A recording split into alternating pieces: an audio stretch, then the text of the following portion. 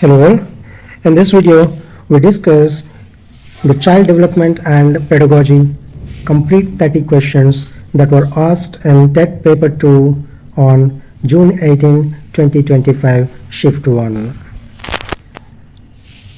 So first question చూద్దాము. మునుపటి సంవత్సరాలతో పోలిస్తే గత సంవత్సరం నుండి తన 12 ఏళ్ల కుమార్తెకు ఆమె దుస్తులు సరిపోకపోవడం చాలా వేగంగా జరుగుతుందని చరిత గ్రహించింది. దీనికి సంబంధించిన పెరుగుదల మరియు వికాస సూత్రం. ఆన్సర్ ఇస్ పెరుగుదల మరియు వికాసం అనేది దాని యొక్క వేగం అనేది ఏకరీతిగా ఉండదు, ఒకేలాగా ఉండదు అని. నెక్స్ట్ క్వశ్చన్, కింది స్టేట్మెంట్లని చదివి సరైన సమాధానాన్ని గుర్తించండి. ఏ, పెరుగుదల మరియు వికాసం అనేవి ఆనువంశికత మరియు పరిసరాల యొక్క ఉమ్మడి ఉత్పత్తి. బి, సంగీతం గురువు కుమార్తె అయిన లక్ష్మి బాల్యదశ నుండి సంగీతం వినుకుంటూ పెరిగి సుప్రసిద్ధ గాయని అయ్యింది. రైట్, వీటికి సరైన సమాధానం ఏంటంటే స్టేట్మెంట్ ఏ సరైనదే. ఎందుకు అంటే పెరుగుదల మరియు వికాసం అనేవి ఆనువంశికత మరియు పరిసరాల యొక్క ఉమ్మడి ఉత్పత్తి కావున ఇది స్టేట్మెంట్ బికి సరైన వివరణను కూడా ఇస్తుంది. నెక్స్ట్ క్వశ్చన్, ఒక వ్యక్తి తల పరిమాణం అతని శరీర పరిమాణంతో పోలిస్తే ఎలా ఉంటుంది అంటే వయసుతో పాటు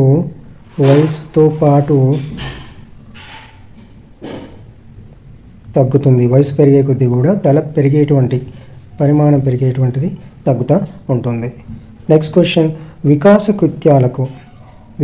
కృత్యాలకు సంబంధించి సరికాని స్టేట్మెంట్ ఏంటి అంటే వికాస కృత్యాలు తప్పనిసరిగా వికాస దశలతో ముడిపడి ఉండవు. ఇవి ఎప్పుడైనా కానీ ఆ కృత్యాలు మనము ఇవ్వచ్చు లేదా చేయవచ్చు.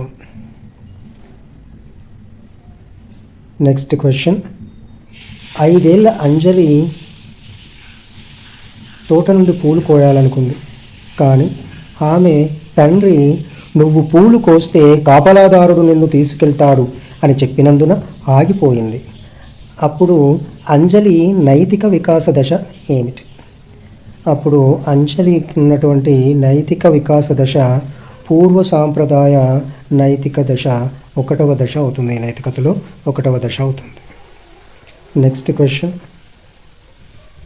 కావేరి తన స్నేహితురాలి ఆఫీసుకు వెళ్ళి తన స్నేహితురాలిని ఎలా చేరుకోవాలో తెలుసుకోవడానికి చుట్టూ చూస్తుంది. నేమ్ బోర్డు లేని డెస్క్ ముందు ఎవరో కూర్చొని ఉండడం ఆమె చూసింది. అది ఫ్రంట్ డెస్క్ లేదా రిసెప్షన్ డెస్క్ లాగా ఉందని భావించి ఆమె వద్దకు విచారణ కోసం వెళ్ళింది. అయితే పియాజే ప్రకారం ఇక్కడ జరిగిన సంజ్ఞానాత్మక పనితీరు ఏమిటి? ఇక్కడ జరిగినటువంటి సంజ్ఞానాత్మక పనితీరు ఏంటి అంటే సాంశీకరణం. రిసెప్షన్ డెస్క్ అంటే అలా ఉంటుంది అనుకొని అక్కడ ఉండేవాళ్ళు మనకి ఏదైనా వివరాలు ఇస్తారు అని అనుకొని ఇదివరకు దాన్ని మనకి ఇక్కడికి కనెక్ట్ చేసుకొని వెళ్ళడం అన్నమాట. అది సాంశీకరణం అవుతుంది. నెక్స్ట్ క్వశ్చన్, స్మృతి తన 15 ఏళ్ల కుమార్తె సోని భవిష్యత్తులో ఏ రంగంలో విజయం సాధిస్తుందో తెలుసుకోవాలని, తద్వారా +2 స్థాయిలో కోర్సును ఎంచుకోవడంలో ఆమెకు మార్గనిర్దేశం చేయాలని అనుకుంది. కౌన్సిలర్ ఒక పరీక్ష నిర్వహించిన తర్వాత సోని మెకానికల్ ఇంజనీరింగ్లో చాలా బాగా రాణించగలదని సూచించారు. సోనిపై ఆ కౌన్సిలర్ నిర్వహించినటువంటి పరీక్ష ఏం పరీక్ష అవుతుంది? అది సహజ సామర్థ్యము, యాప్టిట్యూడ్ టెస్ట్ అంటారు. తర్వాత ప్రశ్న, సమర్థ్ తన అహంకారం వల్ల వ్యాపారం దెబ్బతింటుందని గ్రహించి వినియోగదారుల పట్ల తన ప్రవర్తనను మార్చుకున్నాడు. సమర్థ్ ప్రవర్తనలోని ఈ మార్పుని దీనికి ఉదాహరణగా చెప్పవచ్చు. తన ప్రవర్తనని మార్చుకున్నాడు వేరే రిజల్ట్ కోసం, కాబట్టి ఇది అడ్జస్ట్మెంట్ జరిగిందని, సర్దుబాటు చేసుకోవడం జరిగింది అని ఆన్సర్. నెక్స్ట్ క్వశ్చన్, ఈ పద్ధతిలో వ్యక్తి యొక్క మనస్సు అధ్యయనం యొక్క విషయం మరియు వస్తువు రెండింటిగా ఉంటుంది. ఈ తెలుగులో చదివితే కొంచెం కన్ఫ్యూజ్ అయ్యేటువంటి అవకాశం ఉంది. ఒకసారి ఇంగ్లీష్లో చదవండి క్వశ్చన్ అనేది. In this method once mind is both the subject and object of study. Right, subject అంటే మనకి ఏంటి అంటే కర్త, ఆబ్జెక్ట్ అంటే ఏంటి కర్మ. అంటే పని చేసేవారు పని దేని మీద అయితే జరుగుతూ ఉందో అది కూడా ఒక్కరే అయినటువంటి మెథడ్ ఏంటి అని, అదే అంతర్పరిశీలన, ఇంట్రోస్పెక్షన్ మెథడ్. అంటే మన మనసునే పరీక్షించుకోవడం. పని చేసేది మన మనసే, పరిశీలించేది మన మనసునే. తరువాతి ప్రశ్న, learning cannot take place without this. So learning అనేది ఏది లేకుండా జరగదండి, అనుభవం లేకుండా జరగదు. అనుభవం అంటే ఖచ్చితంగా పూర్వము మనము చూసిన విషయము, విన్న విషయము, ఏదో ఒకటి మన పూర్వ జ్ఞానము, అనుభవం అనేది ఉండాలి. నెక్స్ట్ క్వశ్చన్, ముగ్గురు మహిళలు తమ భర్తల గురించి మాట్లాడుతున్నారు. ఏ అనే మహిళ నా భర్త అందమైన వాడు అని చెప్పింది. బి అనే మహిళ నా భర్త క్రీడాకారుడు అని చెప్పింది. సి అనే మహిళ నా భర్త పిల్లలను ప్రేమిస్తాడని చెప్పింది. ముగ్గురు మహిళల్లో తన భర్త మూర్తిమత్వాన్ని పూర్తిగా వర్ణించినటువంటి మహిళ ఎవరు? రైట్, సో ఇందులో మనకి ఏ మహిళ కూడా పూర్తిగా తన భర్త యొక్క క్వాలిటీని వివరించలేదు కాబట్టి ఏది కూడా ఆన్సర్ అనేది కాదు. తరువాతి ప్రశ్న, సచిన్ ఒక తెలివైన విద్యార్థి. అతడి తండ్రి అతన్ని డాక్టర్ కావాలని కోరుకున్నాడు మరియు +2 స్థాయిలో సైన్స్ గ్రూపులో చేర్పించాడు. కానీ న్యాయవాది కావాలనుకున్న సచిన్ వైద్య విద్యలో సీటు పొందలేకపోయాడు. సచిన్ వైద్య విద్యలో సీటు పొందలేకపోవడానికి ఈ కింద పేర్కొన్న వాటిలో అత్యంత సంభావ్యత గల కారణం అతని యొక్క ఏమిటి అవుతుంది? ఆకాంక్ష. అతడు అనుకోవడం ఒకటి అనుకుంటా ఉన్నాడు, ఇంకొకటి చేయమంటే బలవంతంగా అతడు చేయలేడు. కాబట్టి ఆన్సర్ అనేది ఏమవుతుంది? ఆకాంక్ష అనేది ఈ సందర్భంలో ఆన్సర్ అవుతుంది. నెక్స్ట్ క్వశ్చన్,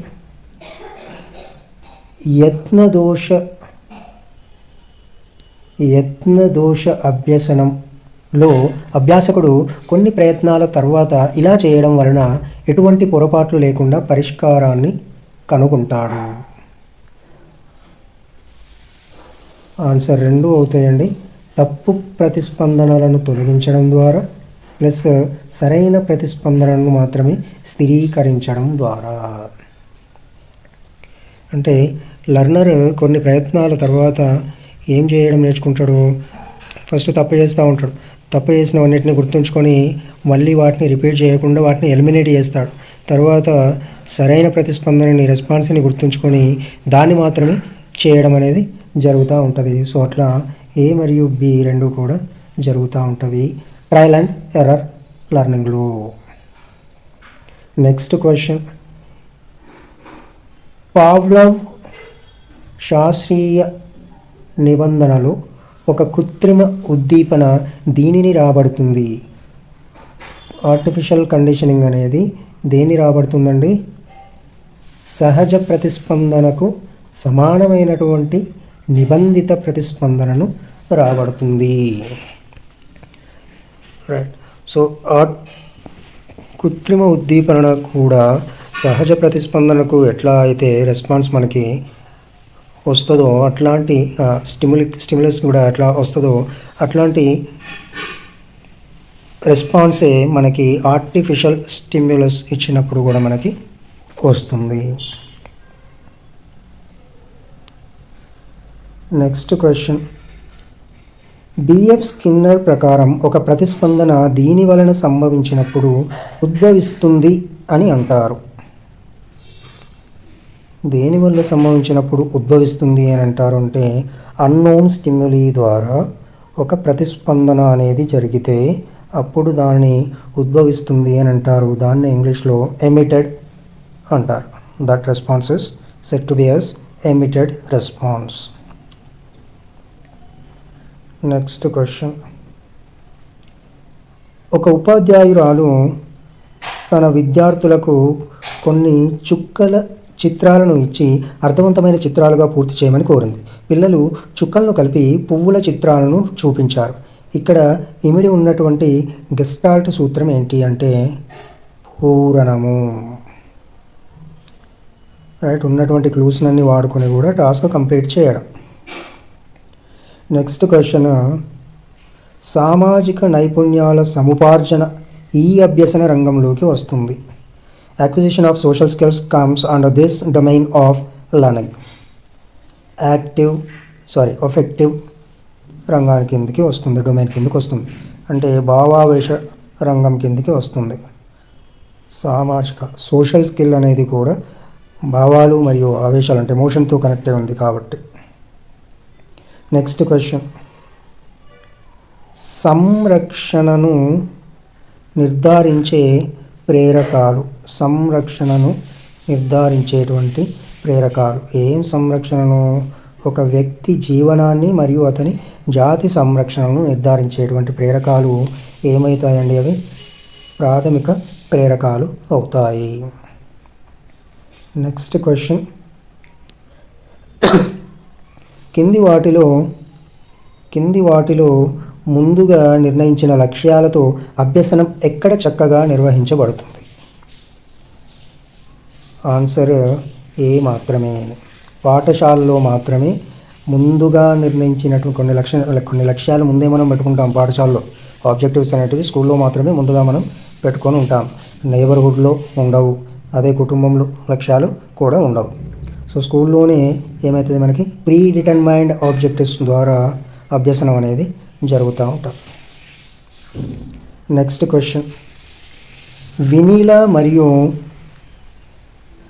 ఆమె 6 సన్నిహిత క్లాస్మేట్స్ 25 సంవత్సరాల తర్వాత కలుసుకున్నారు.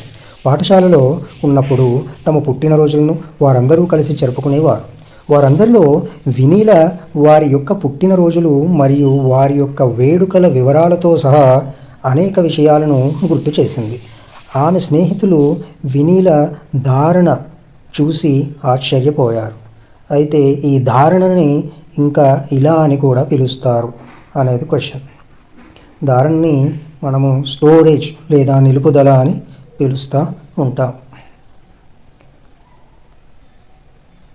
నెక్స్ట్ క్వశ్చన్, ఈ కింది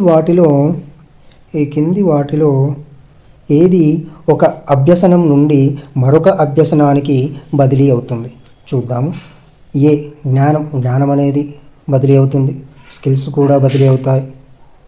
జ్ఞానం బదిలీ అవుతుంది, స్కిల్స్ బదిలీ అవుతాయి, హ్యాబిట్స్ కూడా బదిలీ అవుతాయి, యాటిట్యూడ్స్ కూడా బదిలీ అవుతాయి. కాబట్టి ఆన్సర్ అనేది ఏబిసిడి అన్నీ అవుతాయండి. నెక్స్ట్ క్వశ్చన్, సమ్మిళిత విద్యకు సంబంధించి సరికాని స్టేట్మెంట్ను గుర్తించండి. ఏమన్నాడు ఇక్కడ? సరికాని స్టేట్మెంట్ అన్నాడు. సరికాని స్టేట్మెంట్ ఏమవుతుంది అంటే, సమ్మిళిత పాఠశాల సామాజికంగా వెనుకబడిన పిల్లలను కలిగి ఉండదు అనేది సరికాని విషయం. ఎందుకంటే వాళ్ళని కూడా కలిగి ఉంటుంది. అన్ని రకాల అన్ని వర్గాల ఫిజికల్గా మెంటల్గా ఏ డిఫరెన్సెస్ ఉన్నప్పటికీ కూడా అందరినీ కలిపి ఉండేదే సమ్మిళిత విద్య. తరువాతి ప్రశ్న, ఉచిత మరియు నిర్బంధ విద్య పిల్లల హక్కు చట్టం 2009 నియమం 2లో తల్లిదండ్రులు ఇలా నిర్వచించబడ్డారు. In the Right of Children to Free and Compulsory Education Act 2009, a parent under Rule 2 is defined as. ఎలా నిర్వచించబడ్డారు అంటే, ఇది natural or step or adaptive father or mother of a child. పిల్లల యొక్క సహజ లేదా సవతి లేదా దత్తత తీసుకున్న తండ్రి లేదా తల్లిని పేరెంట్స్ అని అనొచ్చు. తరువాతి ప్రశ్న, identify the ways in which enquiry based learning can happen among the following.